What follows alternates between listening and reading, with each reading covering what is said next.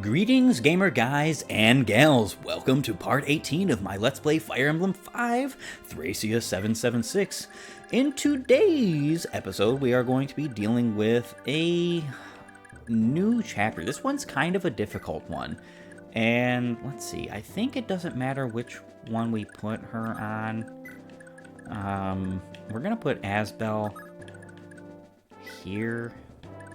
We don't really care if Nana is up close or, next to all these enemy units. Do want to make sure that most of our units do have a ranged attack. Fergus does. He has the flame sword, so he can use that if need be. I don't think I'm going to use it, but I may have to. So what we're going to be doing with our bottom crew, which is going to be Asbel, Leaf, Nana, Fergus, Finn, we're going to be going down south and dealing with these units here. This guy has a wind and a meteor. We are definitely going to capture him. This is our first wind tome in the game, and look at it. It says basic magic or wind magic, effective against flying units. It only has 6 might, but it has 90 hit, 10 critical, 1-2 range, only 1 weight. This means that this only weighs down your magic units by 1. Now, this is the most basic level of wind, so you have to have at least a D rank in order to use it. And there are some characters in this game that come with an E rank in wind, which is funny. It means you can't use it until you promote. We also want the physic. The meteor's nice just to sell.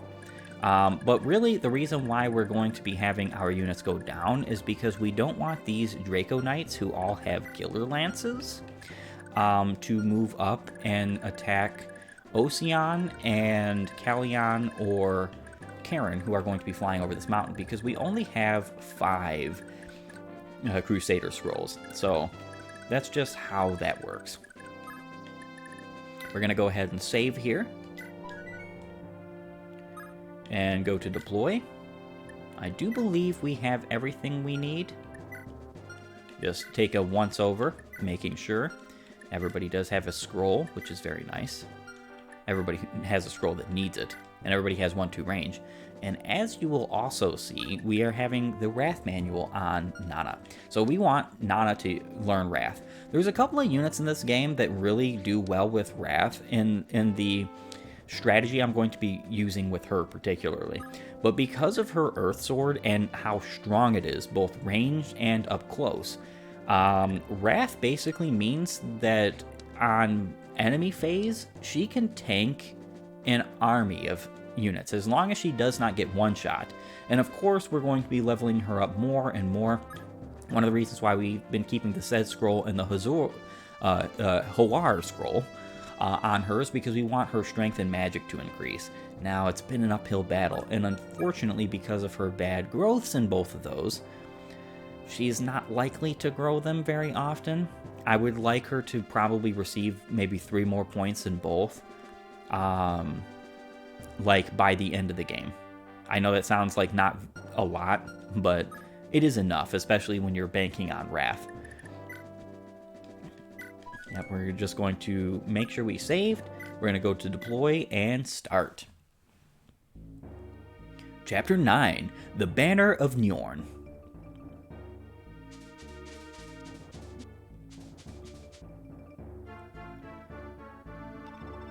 Is this the area, Murloc? That's correct, sire. Huh. So these bandits are harassing Thracian citizens. Even for your average brigand, that's stupid. Exceptionally stupid. Even so, my lord father, you didn't need to come here in person for such a trifle. And what kind of a king would I be if I wasn't aware of all the matters that trouble my realm, trifling or no? Besides, it's been too long since you and I had an outing of our own, Altena. Indeed, father. I'm glad we were able to spend time together. Shame that Ariane couldn't join us. I wanted him to come along, but he didn't want the capital to be left unattended in our absence. He's merely taking after your example, father. When I was his age, I'd already taken the throne. Ariane needs to keep up at it if he wants to outpace me. He's doing his best, and so am I. I want only to be a pillar of strength for our family, my lord father. Good. The two of you are Thracia's future. The north abounds with crops, and the mountains of the south hide much in the way of resources and riches. An independent Thracia will need both, not just one or the other. To have a single united Thracia, my fondest wish to return this land to what it was in the days of Dan and Njorn, even if it damns me to the deepest pits of hell. Father? Altena. Yes? The wind's changing on us. Let's head back and leave this one to Murloc. As you wish, my lord father. You good to handle this on your own, Murloc? Ha! You insult me by asking, sire. All right, then I'm entrusting you with the rest of our soldiers. I won't accept any excuses. Wipe out every last bandit. Show them what it's like to have made an enemy of Thracia. Leave everything to me, my lord.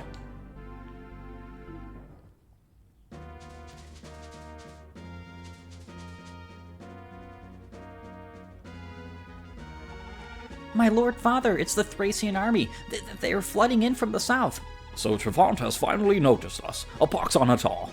With glade and tower, there's no one here with any experience in battle. Then leave it to me. I'll draw their attention and buy everyone time to escape. Wait, General Hannibal sent word ahead. According to him, Prince Leif and a coalition of warriors from Fianna and Munster are already en route. We have to hold out until they get here. Understood. If you've no objections, I'll establish a defensive perimeter. Kane? Alba? Robert? We're moving out. Follow me.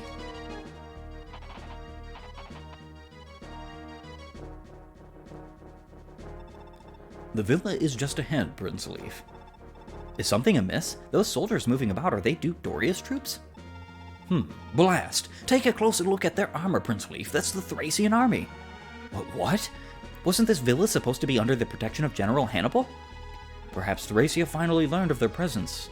Or perhaps General Hannibal tipped them off. I'm not here at Augustus. General Hannibal is a man of honor. He'd not do such a thing. Be that as it may, we must move to rescue them immediately. If the nobles of Leonster fall with that villa, we'll lose the people's support and any hope of liberating Thracia or rebuilding Leonster. Alrighty, so we are here in this chapter. So one of the reasons why you definitely want Karen to make sure she is mounted is because of her role in this chapter, and her role is literally a fairy bot. So we're just going to go here and dismount Callion and rescue him. Now she has one extra movement, which is wild. Usually I do not have a Karen so blessed in this part of the game. So luckily for us, we have that ability to move her wildly further than normal.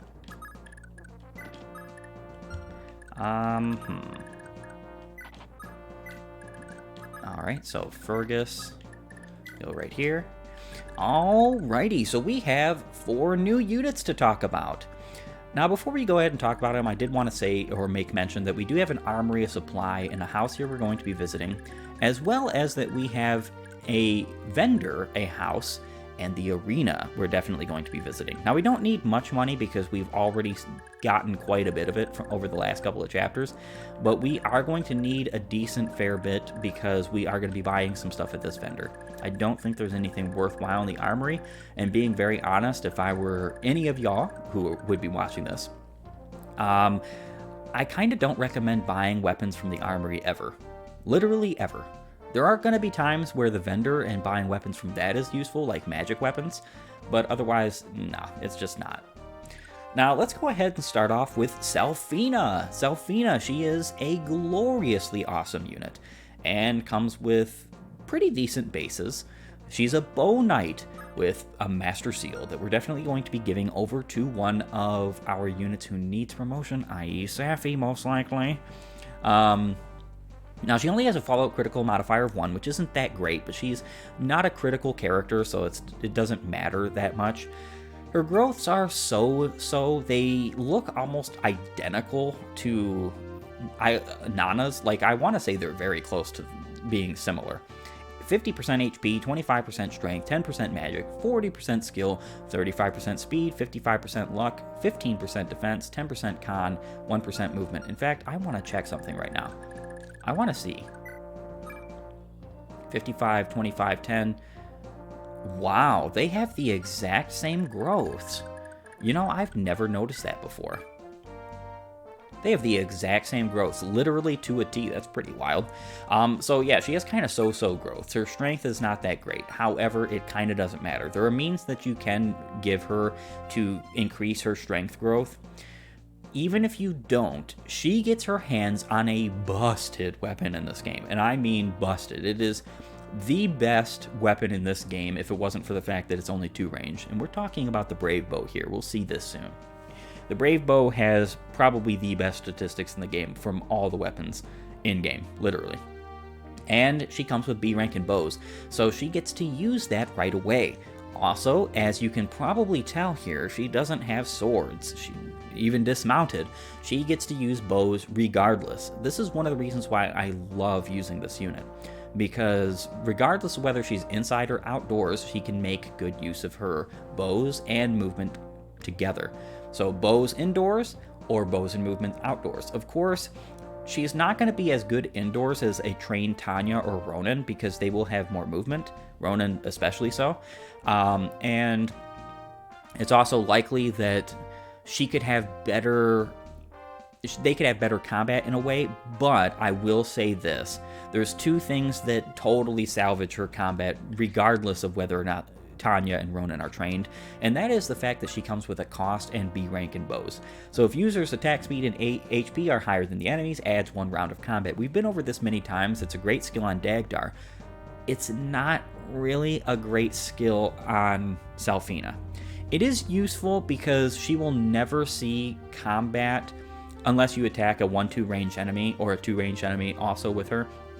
She will never see combat with an enemy where this is going to hurt her, but stuff like ballista and meteors and long-range tomes can absolutely attack her twice with this, and because of how frail she is, it's not really that great. It's actually kind of not that great of a skill. I would prefer if she had Adept. However, a cost is guaranteed in this game. As long as you have more AS and HP, you will attack multiple times. With the Brave Bow, she can attack up to 8 times in a single round of combat and not have to use something like Adept. So I do think that it's a good skill on her, but it's definitely more of a double-edged sword with Selphina. You will find instances where she is just going to flat out die. Now, she has no Vigor Star, which is unfortunate. Tanya doesn't either, so she's kind of like in the middle of that crew. Ronan is the best if you want a move again archer, but then again, Selphina is better in a sense because she has a guaranteed move again with Kanto, so she can go up, attack, and then come back, which is something that I think Tanya and Ronan cannot replace, even with Ronan's amazing Vigor Stars. Now, next we're going to talk about Kain. Kain, Abe, Alba, and Robert are all growth units. They're low level, Lance Knights, and Bow Knights. I think, Alba is also a Lance Knight, and Robert's a Bow Knight. So, Selphina is also not promoted, but she's just a higher level, so she's closer to promotion. With a follow-up critical modifier of 1 and pretty good growth rates, these units are fantastic for what they are, which are growth units, but otherwise they're not really that great. So he has a 75% HP, 55% strength, 5% magic, 40% skill, 35% speed, 50% luck, 35% defense, 30% con, and 1% movement. These units are going to grow into absolute stat monsters, and you do not even have to have scrolls on them. They all come with very poor weapon ranks though. This is the reason why I don't like them. They are good growth units, good units in general that can be good filler if you need them. But they have terrible weapon ranks. D rank in lances plus 20 and E rank plus 20 in swords? Are you kidding me? He's a level 2 Lance Knight. In order for you to get him to C rank swords, you would have to see a load of sword combat dismounted with this unit. It's not happening. It's really just not happening. So he's never going to be an indoor combative unit. Now outdoors is a different story, but like I said, being a Lance Knight is probably the worst mounted unit in this game because Finn has exclusive access to the only brave Lance in game. So he's okay. He's a good growth unit. Take him for what he is, but he is not not the best. Now, Alba is in a similar vein, but he's a little bit better in a sense because even though he only has a follow-up critical modifier of 1, and his growths are arguably similar, 70% HP, 40% strength, 10% magic, 45% skill, 50% speed, 65% luck, 30% defense, 25% con, and 1% movement, and the bases are pretty darn similar. Like, Kain has a little bit more strength, Alba has a bit more speed. Alba has just the fortunate value of having a bit more in sword rank, so D plus 10. So I dare say he's the better unit for me in my own personal taste, because like I said, C rank swords, such a good place to go. E rank and lances doesn't really matter, especially because he has E plus 40. I would much rather have Alba's ranks than Kain's ranks, because Alba can do something with his ranks, whereas Kain likely just won't. Now, then you have Robert. I would say he's actually the second best unit out of this squad of 4, behind Salfina, which is wild, considering that I don't even think bows are the greatest thing in the world in this game. The Brave Bow is. Salfina's a decent unit, but bows themselves are not really all that great. Now, the reason why is because he has follow-up critical modifier of 3, so he can reliably use, like, for instance, Salfina's Killer Bow. They could even trade bows recently soon. Well, not reasonably soon. It's a B rank in bows. Oh man, I forgot that it's B in this game. That's pretty incredible. Then again, it is actually much stronger than the Killer Lance, or the Killer Sword, so maybe that's why. So yeah, he's not getting that bow anytime soon. Now, growths, he has 65% HP, 45% strength, 10% magic, 50% skill, 60% speed, 70% luck, 25% defense, 20% con, 1% movement. I wish some of these units could give like 5% strength each to Salfina, because it would just really help her. He's got an unfortunate, absolutely abysmal E rank in bows. The reason why I think he is more salvageable than the other two is because whether he's mounted or dismounted, he's going to be within full access of his main weapon at all times. He has a Vigor Star, which is nice. None of the other two have. In fact, Salfina doesn't even have it. And though E rank in bows is almost worse than Kain's ranks, I would say that he's still far and away the better unit because of things like his follow-up critical modifier and the Vigor Star. Because all of these growth units are pretty well the same kind of concept. They're just good growth units. They're not really there to do anything like exceptional. I'm not going to be doing anything with them particularly, just leaving them there for the time being, just in case I need help with like a stray Draco Knight who finds his way up there. Now, Ocean is going to be clearing out this entire group of enemies, and he's going to be doing it quite well, getting himself some sword rank as well. Which is very good. The Draco Knights, however, we absolutely need to defeat those, all 5 of them, with our units coming down here. Alright, so with that being said... I do want to be very careful about how I do this, or go about doing this. You can easily have your units KO'd if you're not careful. Alright, so let's put Asbel here with his Fire Tome. Nana here. Because of the Wrath Manual, she doesn't care so much about the enemies attacking her. She's going to do an extreme amount of damage regardless. Even this guy here with his Killer Lance, now he is going to most likely attack at range. He does have 1 Authority Star, so that's kind of spooky, I guess you could say. His stats are pretty well busted, but he's not really the biggest of threats, even to a unit like Nana. If he were to attack her with the Killer Lance, yes, he's going to do 22 damage. Amazing. But she's going to hit him back with 34. And that means she's going to basically heal up 20 of that health and damage. Alright, so let's put Finn here with the Brave Lance. We want to be careful too. I don't really want any of these Draco Knights attacking Leaf. So I guess what we can do is put Leaf right here. If we need Leaf to do damage to the Draco Knights, that's a different story, but we don't, so it's whatever. Alright, Callion, you can go right there, and then we are just going to end our turn. Moving onward. Onward and upward.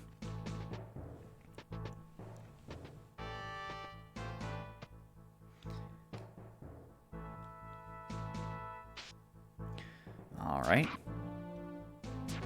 Yeah, this is one of those moments where Fergus would love, he would just absolutely love a Karen support. But it's not the biggest of deals that he doesn't have it. Likely all of these guys are going to attack Fergus and not Asbel, because Fergus is just the more reasonable target for them to attack.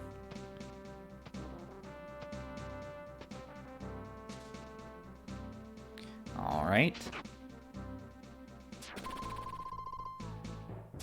And there we can see Nana just pulling her weight. Alright. Pretty fantastic. Not the best level up in the world, but it's perfectly serviceable.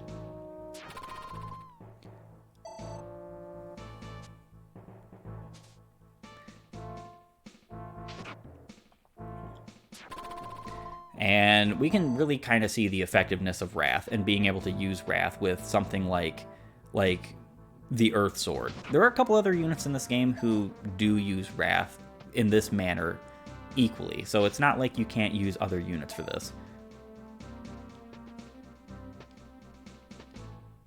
Nana is absolutely required for this chapter, though, if you want to avoid hitting.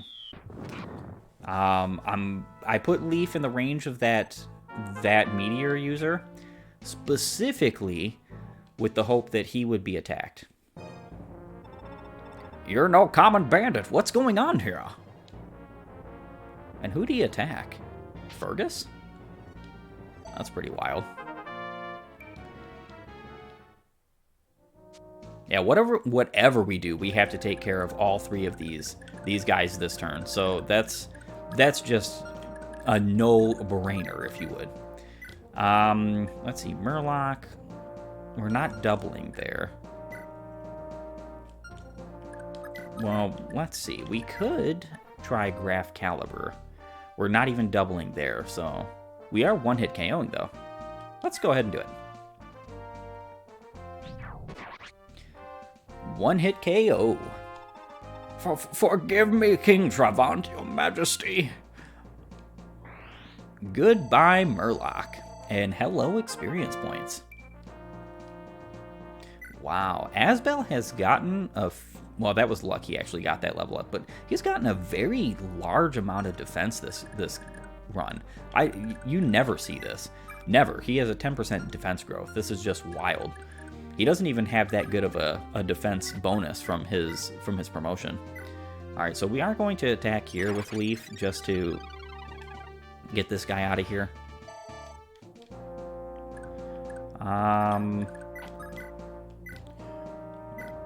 And a Brave Lance here, and a Brave Lance there. Everywhere a Brave Lance, so on and so forth.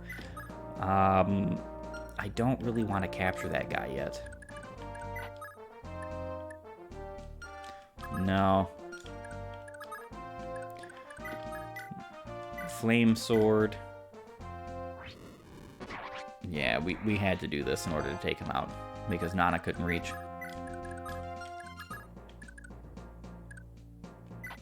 Alright, so let's bring him back the Slim Sword and heal him up.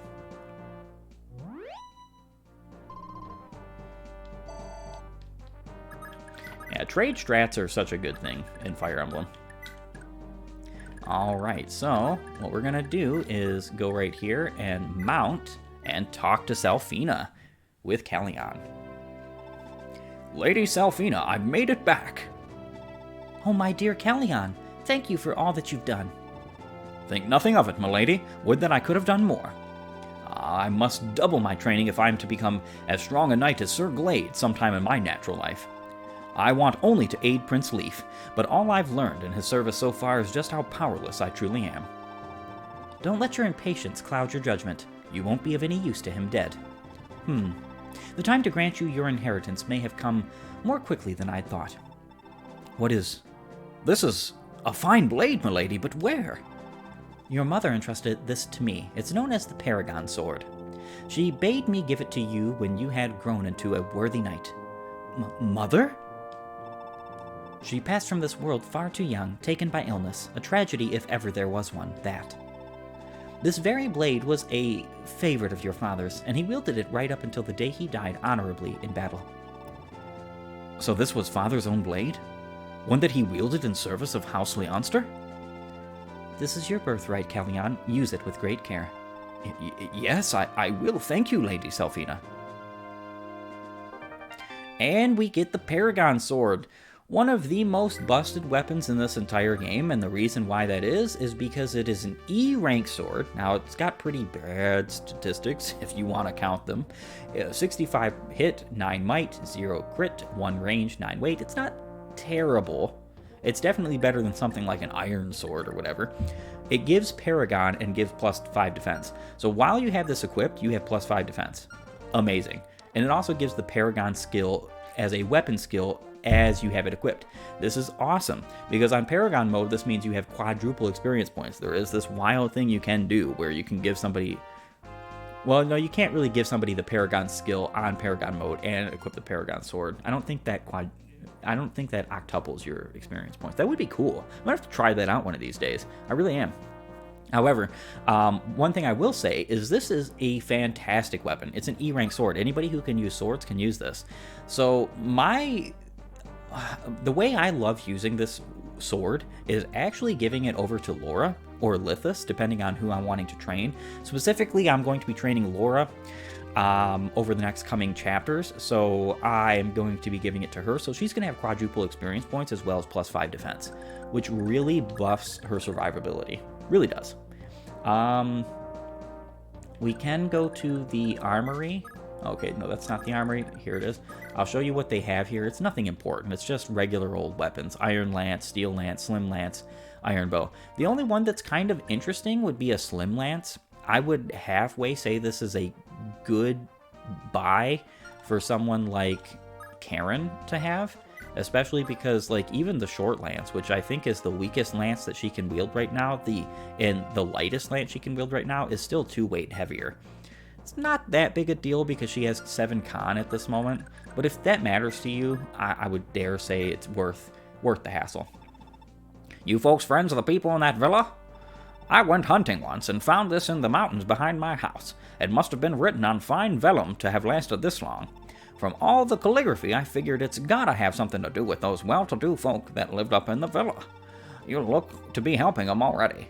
So could you get this back to them then? And we get the Folier scroll.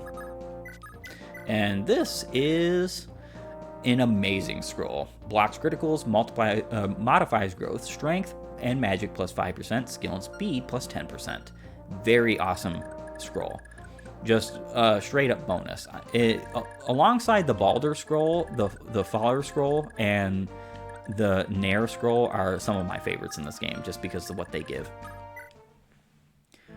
The Dayan scroll is also a favorite of mine, but we're not going to see that for quite a while. So, and once you see what it modifies, you're going to immediately say, yeah, I know exactly why this is Gamerman's favorite, one of his favorite, I should say.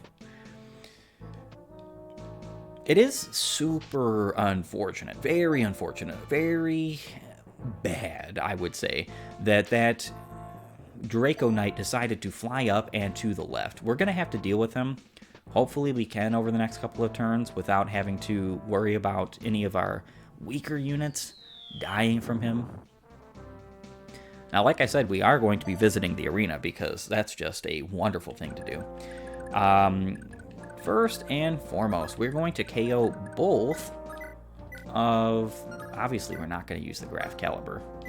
All right. Let's no, we'll use this fire. Wow. Asbel missed? He missed twice? What? I should have maybe looked at his I should have maybe looked at his hit rate. Good grief. All right, so we have to hit twice here. Let's go ahead and stay in Nana's support range so we can get a little bit extra hit. We were attacking 4 times, so it's not like we wouldn't have gotten that, but, you know, either way. Trade, meteor, physic. We're going to trade also. You can take that physic. We definitely want that wind. It is the first you get in this game, and you don't get another for several chapters, so that's something to keep in mind. Let's go ahead and take and... Yeah, he doesn't have anything, so we're just going to release him now. Awesome. So... Brave Lance this guy to death. And miss a bunch of times while we're at it. Good job, Finn.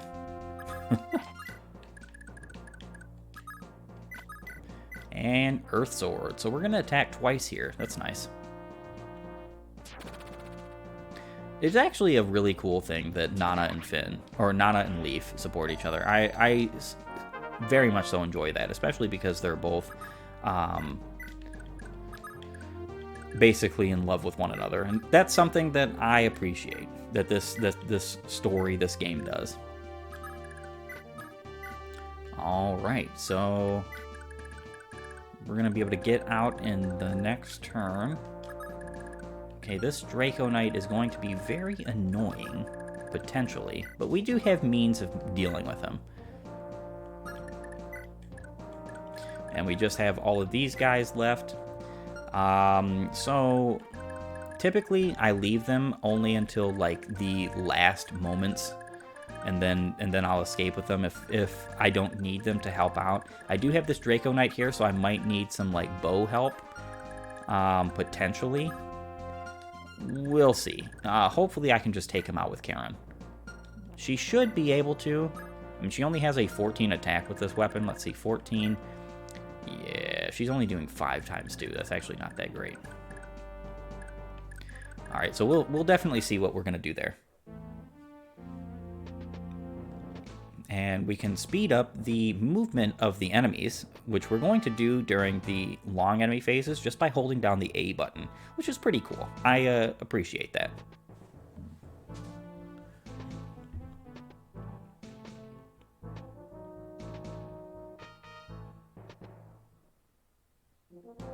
Alrighty, so with that being said, I think this is a wonderful opportunity to bid our farewells. I want to thank you for joining me today. If you like my content, please upvote and follow, or like and subscribe depending on your platform, and while you're at it, have a great and glorious day gaming.